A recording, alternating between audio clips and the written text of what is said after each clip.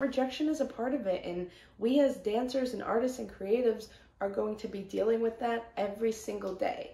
But it's not about how much rejection you get, it's about what you do with it. I can see you on me too. I know that's my eyes. They've been talking about the way I do what I do.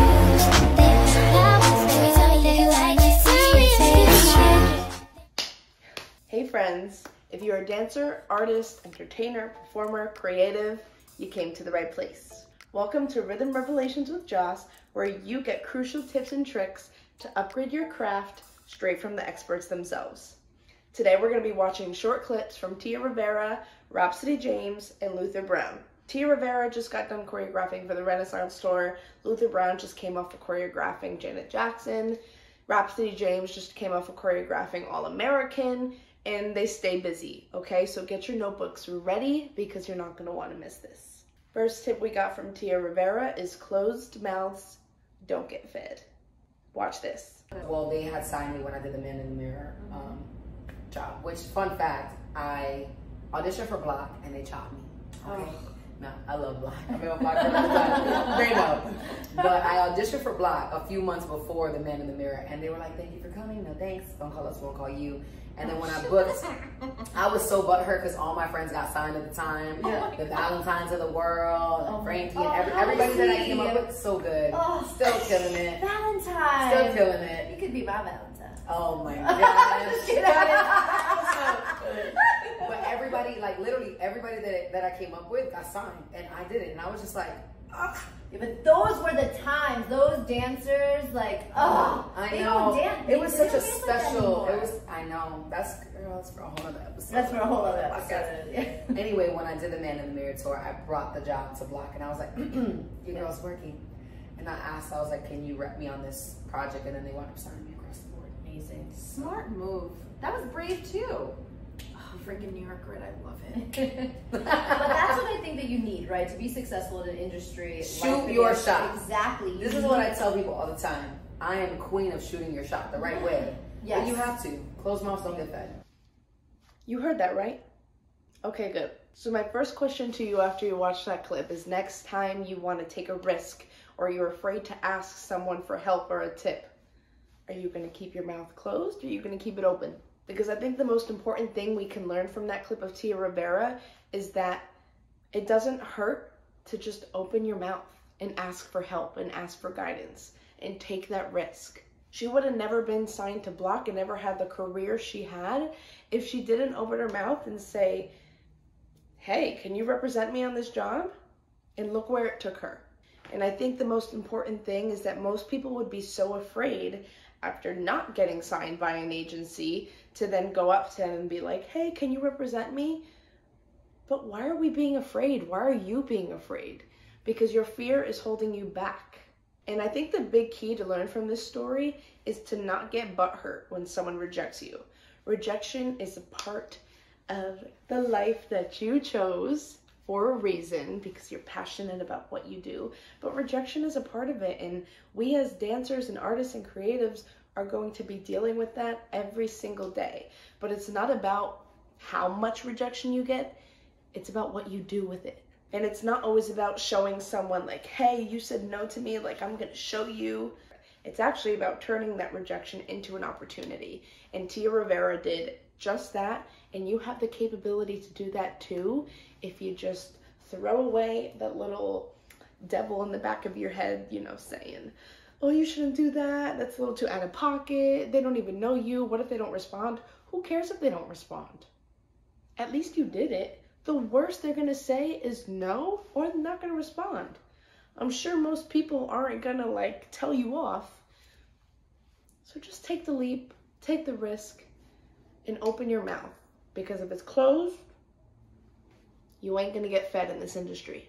Moving on to number 2 is you gotta put in the time. Watch this clip from Rhapsody James. Researching, straight learning the business. Through then, that's how I met. That's how when I was at Uptown, that's how I met Lorianne Gibson when Lorianne first started. So your education got you to intern with. To me, it was important for me to know the business. Yes.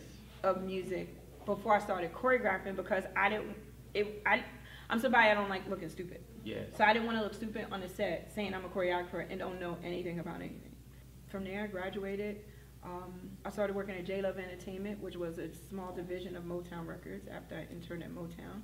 And then from there, I actually went and got a job at Sony Music.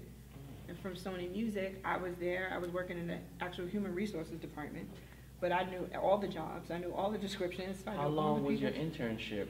And no, through 2 years. 2 years. It was 2 okay. years. Yeah, I interned at all of those places, and then from there, once I graduated, I went to J-Love, working as a receptionist, just answering phones and getting the information. And then after that, I went to Sony Music. I actually landed a executive assistant job. I was assistant vice president of human resources.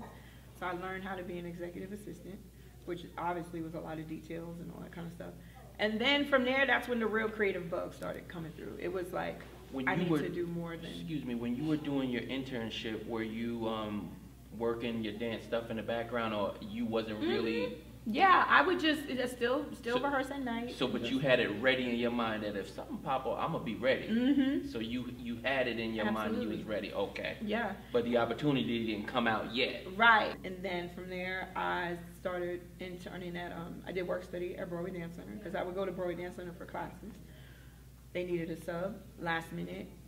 I kept putting in a resume. At the time, it was really like about you have to hand in your resume to be considered. Real, yeah. And I handed my resume in like 5 times as work study. I was like, come on, Broadway Dance Center. Yeah. And then eventually, Rockefeller and Quickstep. Rockefeller Quickstep. Their flight was delayed in Washington D.C. They had 85 people in class standing there like, where is everybody? I was the only one. They was like, Rhapsody, you ready to teach class? You have a routine? Luckily, because I rehearsed at night, just to rehearse, I had a routine ready. So I was really intrigued by this specific part of her interview because she talks so much about how her career wasn't just a straight shot. It was here, it was there, it was up, it was down, but she's living the life, okay? She is working, but it didn't just go from not working to one day to choreographing for all these amazing projects and artists. It takes time. You gotta put in the work. I think nowadays with social media and TikTok, we see how, yes, one video can kind of catapult someone into fame, I guess you would call it. But if you haven't seen, there's definitely a cycle with this. The faster you catapult, the faster you're gonna fall down. So please, don't be in a rush. Don't be comparing yourself to other people. Take your time and put in the necessary work. Because as you build up stepping stones, you're going to create a stronger base to hold you when you're up here. I just spit. Sorry about that. Do you think if they built the pyramids in a day, it would be holding up? Absolutely not. It took so many people and so much effort and determination and resilience and discipline to build that. And it's standing today because of that. If you don't have resilience and discipline and determination and the ability to just be humble and sit down and do intern work and executive assist, she did executive assistant work. But you know what? It paid off because she said, I didn't want to go into these jobs not knowing what was going on. Because as a dancer, yes, you have to know what's going on, but it's a little different, as she states, when you're a choreographer. I'm not a choreographer, but again, I learned just so much from that video. You have to know a lot when you're a choreographer because you're one of the leaders on set or in rehearsal. You gotta kind of know everybody's job and what everybody's doing. If you listen to her, all of her decisions she made, even though she wasn't dancing directly in all of her jobs, it was in the music industry, it was in the industry. So that's working smart and hard. So basically the next time you're trying to compare yourself to someone who is on tour or booking lots of jobs and stuff like that, don't think that they're just this like blessed human being. I guarantee you they put in a lot of work to get there, and I guarantee you they got just as many no's or more no's than you. Any dancer who is succeeding in this industry is putting in that work. So please don't assume they're not, and please don't compare yourself to them, because we're all on different journeys, we're all on different points in the spectrum, and you're exactly where you need to be right now. Don't rush anything, keep putting in the work every single day, and be intentional about what you're doing. And last but not least, we're gonna learn to be authentically you from Luther Brown. Watch this clip.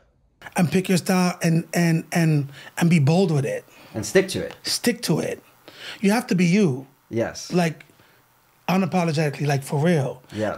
And somehow it sounds so corny. It sounds so corny, but the minute you are yourself, 100%, everything clicks. Things just click when you're yourself. I just got some chills. I just got chills because, you know, I was in Japan and I was talking to Ellie was with me. She was assisting me.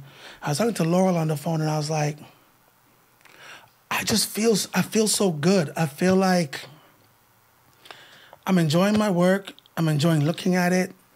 I'm enjoying, like, the process is not stressing me out.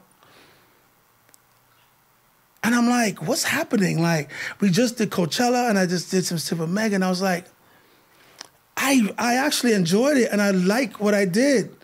I'm not like hyping my shit up, but I literally just felt like, oh my God, I actually enjoyed doing that. Right. And then I looked at it and I was proud of it, and I was like, what is different? And I was being myself. Like I think when I was creating it, I wasn't trying to do something. I was just doing something. It's like the art has to please you. You got to do it kind of for you. Like, you have to like it. When it feels like you, and the choices are you, and everything is you, like when you accept yourself in a certain way. And so I was just like, wow. It shows, like when I look back at the rehearsal footage, I'm like, wow, okay. That's what it's supposed to feel like. This is what it's supposed to feel like, you know what I'm saying? And so the thing that I like most about in this clip is that he really talks about his journey growing up and being in the industry, and he talks about how it really all clicked in a positive way just by being him. This industry can really, truly and utterly eat you alive if you're not secure in who you are, your history, your background, and what makes you you, and being comfortable with showing that and living in that every single day with people as well as by yourself. And the thing I want to point out is that Luther Brown talked about just being authentically him allowed him to be happier and enjoy the job more and be a little less stressed on the job. But I think another thing to point out is that being authentically you will bring a lot more success.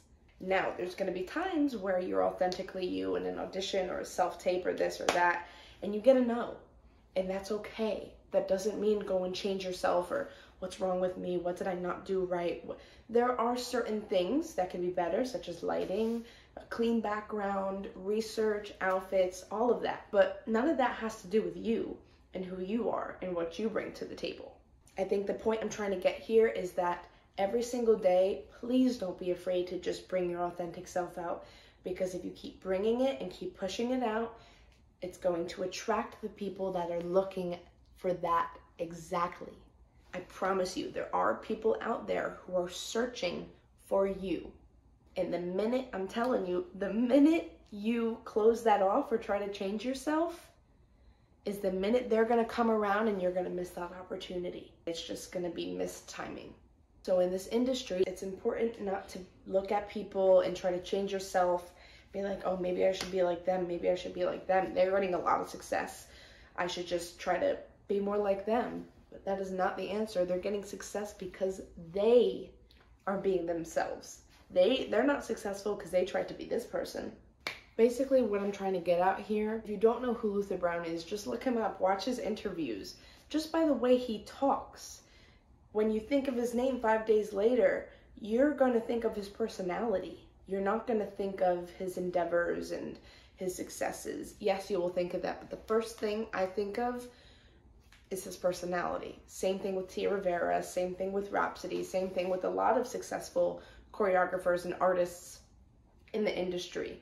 When you think of someone and they're very well known and successful, I promise you, you're going to think of who they are first. That's the first thing that's going to pop into your head. Oh, they're funny. Oh, they're straightforward. Oh, they're really chill. Oh, they're really down to earth and grounded. Not, oh, they choreographed for Janet. Oh, they choreographed for Beyonce. Yes, that's there, but most of the time that comes second. So pay attention to that and stop just focusing on what can I do? How can I dance for this artist? How can I dance for this artist? This is really gonna make me stand out. No, what's gonna make you stand out is who you are. So after this, after you write your last little note down, do a little digging, sit for 30 minutes and just think, what makes me me? I've been doing a lot of that lately and I'm still doing that. So you are not alone, but it's better to start earlier than later because one, you're going to be more successful for it. And when you do get to that success, you're going to have a better time as well, which is just as, if not even more important than the success itself. So I know you're probably begging, like, keep going, who's the next choreographer, who's the next dancer? That's it for today. I didn't want to overwhelm you guys with too much information. If you took notes, amazing. If you didn't, go back and watch this video and take those notes because you're not going to want to forget this. I'm starting this series because it can be hard enough as a dancer, an artist, or creative to get by in this industry in the first place, okay? And if you don't have the means or conveniency to learn from these people, it can be difficult to know if you're doing the right thing. And I'm just a big researcher and learner. I love watching these interviews, but they can get really long. Some of them are like over an hour long, which I don't mind watching, but I know a lot of people in this industry don't have a lot of time for that. So I figured I would take the most important tips I can find that'll help you upgrade your craft as much as you can and give them right to you. I'm going to be coming out with new episodes of this series very frequently with new choreographers, teachers, educators, artists, dancers, every single time to help you level up your craft. So if you don't want to miss the next one, make sure you subscribe, and in the meantime, start studying those notes. I'll see you guys next time.